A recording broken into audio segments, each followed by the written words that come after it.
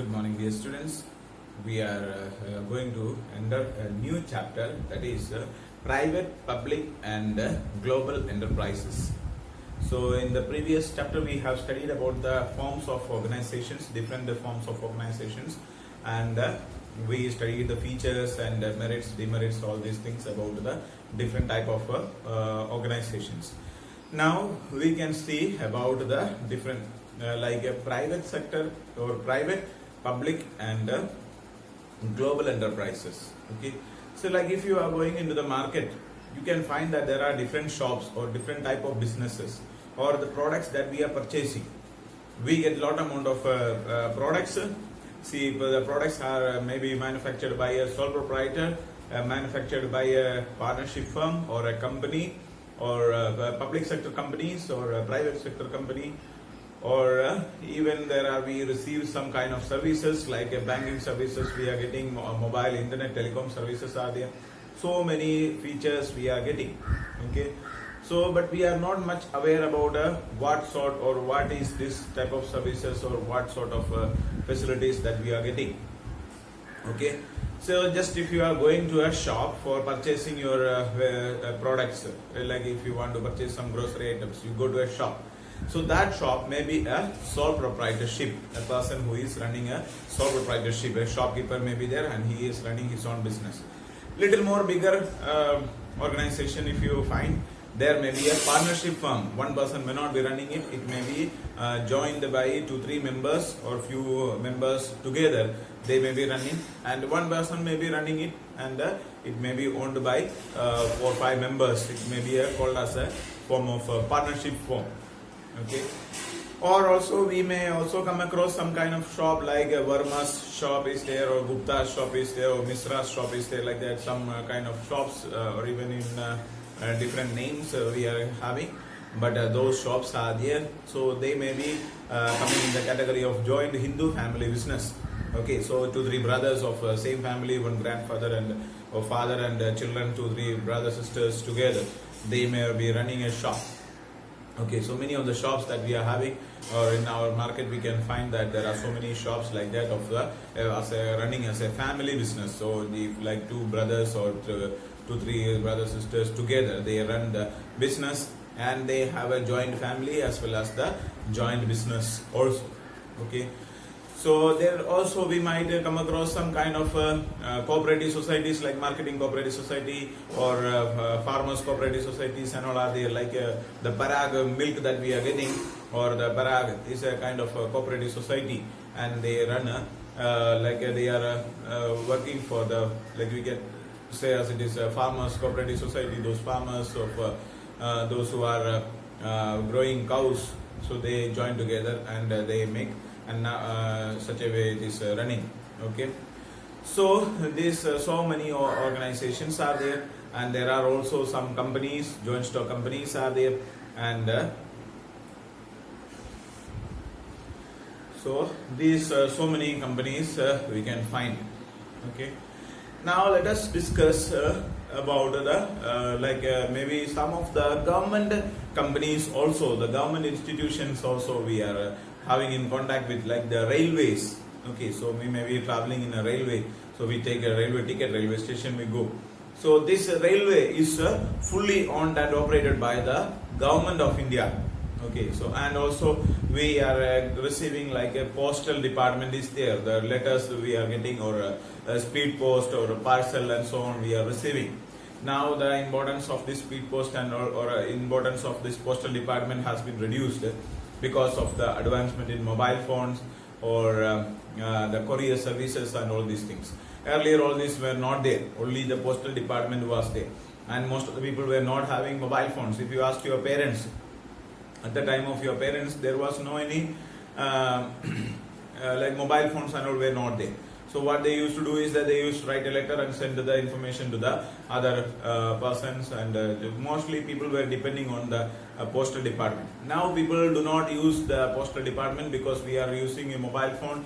We call the persons, we contact them through phones. There is no much communication made between people through using the letters, and if you have to use a like a written format, mostly we use the mails, so that is a very easy and a cheaper way of communicating with the people.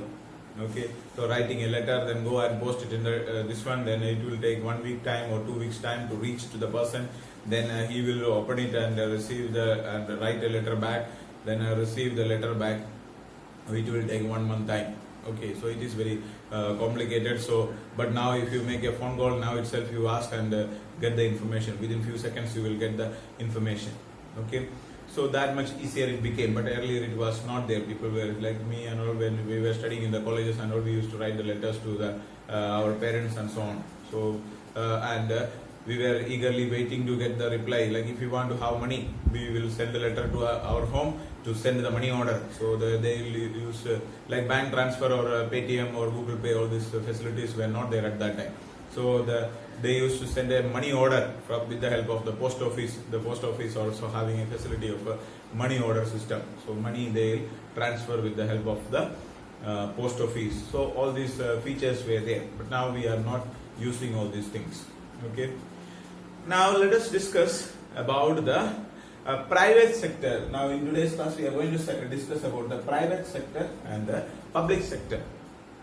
Okay, and our economy is concerned, India is a country, and India has got a very wide range of options are there. Like in our country there are some organizations run by the private companies or private people, or some people together like sole proprietorships and so on, and some people together like partnerships or even joint stock company. Some private people are running some businesses, as well as the government is also running the businesses. So our economy is called as a mixed economy. Okay, so mixed economy means that the organizations in that country where the private sector companies are also there, as well as the public sector companies are also there. So some companies are run by fully held by the private people, some are fully held by government, and some others are held by partially by government and partially by the people. Okay, so in our country all these three forms of organizations are existing, and even companies from outside also, global enterprises also are there. Companies from outside the country also comes inside, and they do their transactions within the country, and our companies are having transaction with the other companies or other countries. Okay, so such a way the country is there, and we are having a global economy. So we get the benefits of private companies as well as the government companies. Okay, so that is why we have decided to have the mixed economy. Okay, so when you consider that like that, see, we can say that the entire economy is divided into two sectors. We cannot say that India is fully owned by private companies, or fully freedom is not given. There are some countries which are fully free like that, and there are some companies which are fully controlled by the government. Only government companies are there. Okay, but in our country we have both these, and it is divided into two sectors, like a private sector and a public sector. Okay, now let us discuss what is a private sector. Private sector means that all the companies which are owned by the individuals. Okay, it may be owned by one individual person, or maybe by a group of individuals, many people together, like partnership firm. Sole proprietorship is owned by one person, or we can also say that there is a company called one person company. Okay, so that is also there. So these organizations are there, so that is owned by one individual person, and there are also organizations owned by the different group of people, private people. Okay, maybe partnership will be there, private companies are there, joint stock company owned by the private individuals only. Okay, so all the people are running these things, all these type of companies included in the private sector. Okay, means that the government is not having any financial interest, or financial investment is not there, or management investment is not there. Private people are freely given. There are some regulations and so on, they have to follow it, and in that way it is running. So those companies are coming in the category of private sector. But whereas there are some companies which are run by the government. Okay, so fully handled by the government or maybe partially by either central government or maybe by the state government, or half by government central and half by state government. Okay, so such type of companies are coming in the organizations together is known as the public sector. Okay, so public sector includes all those business organizations or all those companies which are held by or owned and operated by the central government or a state government, or partially by central and partially by state government. Okay, so fully or partially, it is like government may be fully, like some companies which are held 100%, like if you consider the railways are fully owned by the government.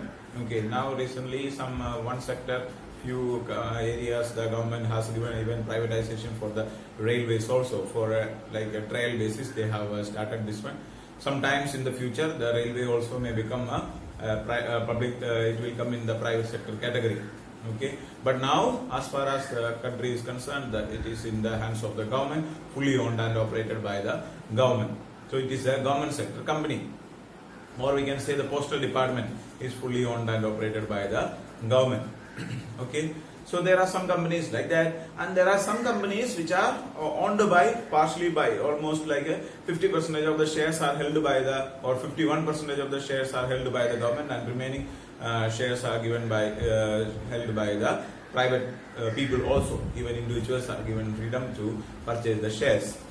Okay, so such type of companies are also there. Okay, many companies are there in that way. So many mixed, all these companies are there.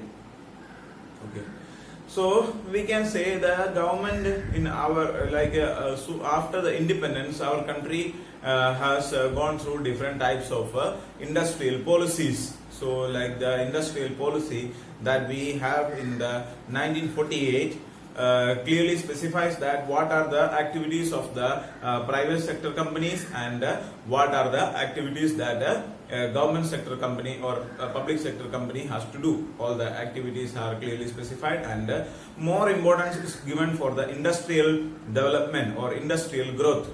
Okay, so that mostly they are depending on the industries, starting so much amount of industries mostly owned by government, and government was promoting lot amount of industries. And the next one more industrial policy revolution was taken in the year 1956. So then there was so much advancement in the policies that was already existing. The more specification was given on the economic growth of the country, and motivating the companies, or especially motivating the public sector companies to do the activities in a better way, or improving the public sector companies. And after that, there is economic policy or industrial policy was taken in the year 1991. Okay, so 1991, the entire system of our country has been changed.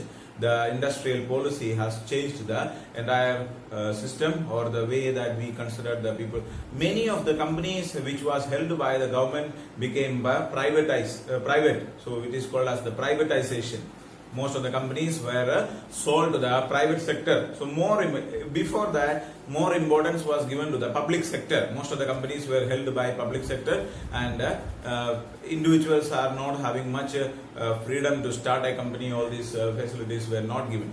But at the time of 1991, when the industrial revolution was made, so there was like we can say that LPG was there. Okay, liberalization, privatization, and globalization. These three major decisions were taken in the time of 1991. Liberalization means that more freedom was given to the public sector, the private sector companies. So individuals can start the company. There are formalities, licensing, everything became very much easier. Before that, it was very much complicated. Then privatization means that the companies which were held by the government is handed over to the private sector, private people, or the shares. Disinvestment has made, means that they are selling out the shares of the private sectors, public sector companies to the private sectors. Okay, and globalization means that before 1991, India was in a very strict rule that other countries or people from companies from other countries cannot enter into our country and do their business. It was not permitted. But in the year 1991, when the industrial revolution was made, the foreign companies, global industries have given freedom to enter into our country and do their business, and we got permission to make transactions with the outside world, or even the outside world people or global companies can invest money into our companies. All this freedom was given. So such a way, India's development has been increased a lot. Okay. So this is about the private sector and the public sector. We will study about the public sector and what are the forms of organizations that we have to take. That we will study in the next class. Okay. Thank you so much.